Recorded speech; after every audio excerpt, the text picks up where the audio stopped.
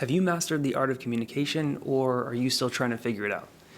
Communication is probably one of the most critical things for home life, for your career and professional life, for your friend life. And so when I had the opportunity to start reading the book Supercommunicators by Charles Duhigg, I was super excited to start reading and wanted to share with you guys a couple things I've learned so far, getting about 60 or so percent of the way through the book. So the book is called Supercommunicators. It's by Charles Duhigg. And what I really like is he talks about the idea of like practicing empathy and why and how and like all of the reasons. And he has these scientific backed things that he gets into, surveys or different things, scenarios where he backs up the reasoning of why this stuff is important. Things that you might have heard before, but then he gets into the science and kind of explains the impact of it.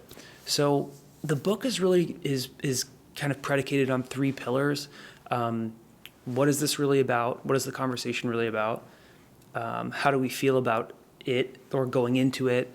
And who are we? And so who are we? I haven't gotten to yet. That part of the book is still a little bit further ahead. But what I really like is when he talks about what's this really about? And so what's this really about is really interesting. He goes into this court case and there's all these different things, but kind of speeding through this court case, right? So there's these jurors and they're in a room and they're going through it and they can't come up with a verdict and there's all this different stuff. And this is probably about in the middle of the book. And I'm really abbreviating and skipping through, and I don't want to have any spoiler alert. So if you guys are going to read it, which you should, maybe don't watch this part. But it's really interesting. The jurors can't agree. There's one person that's holding out at this point. And so it's like, one, and then the rest of them have their mindset on it. And the what's this really about concept is really powerful in this scenario where for this person, he's like, I'm not an academic. I can't communicate at the level with you, the rest of the jurors that were in the room. And he's like, but I know for me, and then his wall came down and he got into what it was really about for him. He's like, I just feel like if we don't enforce the law and we let this person go and we decide not to prosecute them, then it will set a precedent moving forward. And so they go into it in more detail in the book, but I think growing up, he had a father that was like a firefighter or something. He did something in safety. And so public safety was really important to this person. And it was like deeply ingrained into them. And so you can see how they brought that context into the situation. And in order for the rest of the jurors to have a conversation with that person, they needed to know what the conversation was really about for him. And his name was Carl in the book. And so what's this really about is so interesting because I think a lot of times in relationships with friends or a loved one, you realize that there's a wall up or you're not getting through to somebody or there's like something else really going on. And so these tools that the book gives you are really insightful into how to get somebody to lower their wall and actually have a communication with the person that's on the other side of this flesh and bone. So I thought that was a really interesting scenario. Supercommunicators, they talk about what that is earlier on in the book. And they talk about, when I was first thinking about this, again, they go through this other scenario where they're studying supercommunicators. And these scientific researchers are looking at groups of people, panels that are, I forget what they were testing, but they had these different groups and they looked at movies and they had to interpret what the movies were about because it was like really weird, really weird scenarios that they were watching. And then they had to make sense of what was happening. And so there's these different groups, and with it, they found in some of the groups there was this alignment, and I'll get to what I mean about alignment a little bit more in a second. But supercommunicators were present within those groups, and that's what they started referring to them as. Not actually the study, but Charles in the book refers to them as supercommunicators. I forget, in the study they had some very scientific name for these people, but they weren't what I would have thought was like a typical super communicator. It wasn't a boss. It wasn't a leader. Bosses and leaders, as the book says, can sometimes get people, if you're pushy or you're like, this is how we're going to do it, or you're too assertive, will get people to kind of draw back and go into their silos. And so super communicators actually do the opposite. They draw people out. They bring people together. And so they're really interesting in terms of they're not pushy. They're not bossy. They ask questions. They reciprocate, which I'll talk about later, and they draw people out, and they they don't, I think a lot of the time when I'm negotiating or talking to somebody about something, I want to convince them of something. You don't really go 0 to 60. You kind of lead people there. They have to come up with the conclusion on their own. They have to come to a decision on their own. And so super communicators have a tenacity and they have a way of doing this, which is a great segue into talking about reciprocity. Before I go into like a reciprocity and all that stuff, I said I would clarify alignment. So in the study, conversational alignment, obviously, right? Like in the juror scenario, they're aligning around a common verdict. That seems obvious, right? Like alignment conversationally. But then there's this level which was like really mind-blowing. And so when these researchers were studying the groups, they weren't just looking at alignment in terms of how the conversation flowed and the words and the dialogue and people getting on the same page. They were also looking at heart rhythm, I think salvation, whatever, your glands in your mouth, the electrostatic pulses of skin, heart rate, breathing, all of these different biological markers, people started to become aligned on as well. So they're breathing in the same rhythm, their heartbeats start matching. And then the groups that didn't have these super communicators, not only did they not have conversational alignment, they didn't have alignment in terms of those biological factors, which was like just mind-blowing. And that's why I always, in my last video, was talking about we are spiritual beings having a human experience. And I think when I look at data points like this, which there are so many of in science, it kind of backs that up. So moving on to conversational reciprocity. So the concept here is like you want to recognize and then match. Recognize and match what? Tone, laughter, emotion, severity. And he talks about this in a lot of different scenarios, but like, you know, if somebody comes home and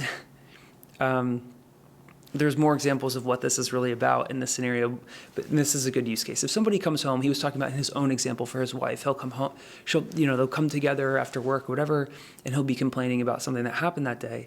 And she'll be in a logical state of mind, like, oh, let's solve that thing, but he just wants to vent. And so the what's this really about is not aligned for those two people. And so that can happen. You can talk to somebody that's more, they want to talk more about speeds and feeds and data and statistics, and you might have someone thinking that they want to talk about the emotional side of it. And so there's that alignment's really important, and then you want to match where someone's coming from. So in terms of tone, in terms of if somebody shares something deep or personal or emotional, somebody passed away, you want to be able to match where they're at. And you want to, you don't always, if someone, for example, had someone that passed away, you don't necessarily be like, oh yeah, I had someone too. You don't want to make it about you, but you want to ask questions to that person perhaps. If you feel like the environment is right, depending on what they've said, maybe ask them how they feel. Like, ask how that person's relatives are getting on, like have a conversation and kind of meet them where they're at. So I thought that was really interesting. Charles talks about this example, a NASA example in the book where they had basically astronauts early on that were like kind of problematic and complaining about things and like they wanted to come home early and whatever. And so when they started extending the International Space Station, that was going to extend the stay that people would stay in space up to like a year or whatever. They were really concerned with people having a high level of EQ or emotional ability. And so in this study, they were like having a really hard time figuring out what to start measuring. And so this NASA psychology person started looking at, he started doing these like off the cuff tests because he couldn't find in like the years of documented research, he couldn't find something that like was a common thread, a super obvious common thread between the people that were a bad fit for the program versus the people that were a good fit and made it and stayed at NASA for a long time versus the ones that kind of like had these conflicts and like wanted to come home early or kind of stirred the pot too much. But they talk about this example of this person was in charge of all the interviews for people coming in. And so he would drop all his paperwork on the floor and they would see if these applicants would help him pick it up. He would make a joke that wasn't exactly super funny, but if they would replicate and how they would replicate, right? So like if they were just like, ha ha ha, or if they were like genuinely belly laughing and matching his intensity of laughter, they started linking those to be some good key indicators of someone that was a good fit for the program. So I thought that was super interesting, and that kind of comes into play with this whole concept of conversational reciprocity. These next couple I thought were like pretty mind-blowing for me. I knew them to be true, but like I've never put words to them before. So he was talking about the key differences in successful versus not successful relationships, and what they found was it all had to do with control. And this is so interesting to me. So successful relationships, both people would, they'd work on controlling themselves, not the other person. In unsuccessful relationships, they found that people were trying to control the other person, control their significant other, control the other person in the conversation. And so there's this huge dichotomy there between those two. And what does that mean? So for people that were successful, when they were trying to control themselves, if something was said that was irritating or bothersome to them, they were more worried about their tone and taking a breath and stepping back and like going through that process versus controlling the other person. And the other thing that they did talk about too was kitchen sinking. And so kitchen sinking is like when something goes wrong and just everything, it goes from like this one isolated thing that you're discussing to like you never do anything right kind of thing, and it gets really broad and just that creates this like spiraling loop. So I thought that was really interesting that there's this control piece, and it makes a ton of sense because if you think back to conversational reciprocity, when you meet somebody where they're at, when they make a joke and you laugh, or they tell something emotional or personal and you meet them where they're at, you're actually giving them control. You are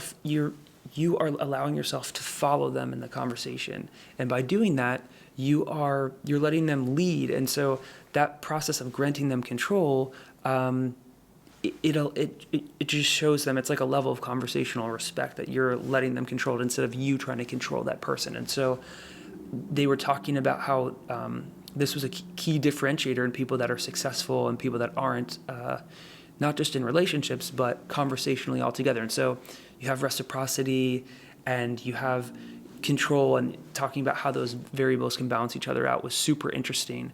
I'll share the next bit of the book with you guys once I get through it, but I hope this helps for today. See you in the next one.